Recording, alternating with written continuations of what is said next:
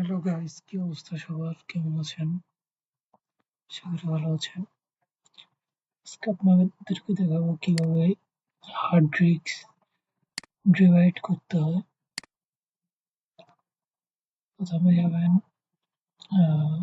This পিসি থেকে show me option, manager, তারপর ঢুকবেন কন্ট্রোল প্যানেল, কন্ট্রোল প্যানেল থেকে হার্ড ডেস্ক ম্যানেজার। এখান থেকে রাইট ক্লিক করে আপনারা যাবেন হচ্ছে change device Shane Shane brides. একটু এ করার পরে ক্যালকুলেশন করবেন। কিভাবে ক্যালকুলেশন করবেন দেখেন।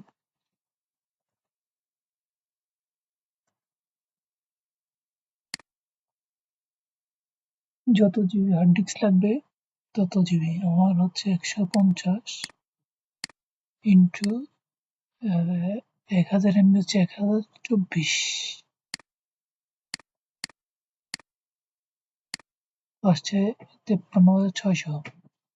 53,600 এটা কপি করে কন্ট্রোল সি দিয়ে কপি করে নিয়ে এই জায়গায় বসাবেন। এমবি জায়গায় এটা বসাবেন। এমবি জায়গায় এটা বসাবেন।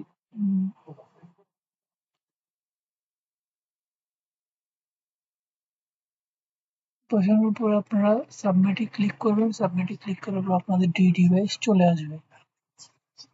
চলে আসার পরে একবার রিফ্রেশ দিয়ে এখানে দেখতে পারবেন আপনাদের ডিভাইস চলে এসেছে। এভাবে হার্ড ডিস্ক ডিভাইড করতে হয়। ওকে ফাইন গাইস, ভালো থাকবেন।